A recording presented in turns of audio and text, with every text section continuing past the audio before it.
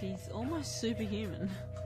Her whole mentality towards just life in general is really special, and the way she is able to turn such a crazy accident into such positive energies and such a positive outlook on life it's an amazing thing. God, it's inspiring to humans all over the place. And it's sort of the essence of Christianity. So I thought when people say, "Hey, what's that verse?" they look at this one. They'll see it, and hopefully, some people look at it who might not. Go ahead and quote it verbatim right now. For God so loved the world that He gave His only begotten Son, that whosoever believes in Him will not perish but have everlasting life. Well, you're not going to like this, but you're the third oldest quarterback to ever play in the Super Bowl. How does that make you feel? Everybody's going to be tired of hearing this, but I never get tired of saying it. There's one reason that I'm standing up on this stage today. That's because of my Lord up above. I got to say thanks to Jesus. You knew I was going to do it, and I got to do it.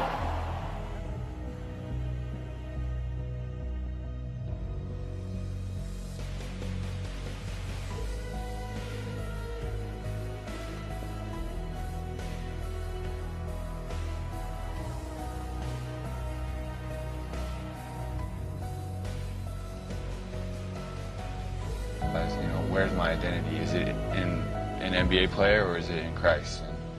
And that's kind of when I had to really have a gut check, and that's when God really humbled me. At the end of the day, I have to remember, my calling and my purpose on this earth is to glorify God, and what I do, and right now that calling is to play basketball. And so, for me to be able to remember I have to play, for an audience of one, for God, that was liberating for me to be able to kind of lift that burden off of me, and for me to remember why I'm playing. And so once I was able to do that, that's when things got a lot easier, and I do have God as my number one priority, and I do recognize that's my number one goal, and He's blessed me with this opportunity. Can you believe this is happening to you?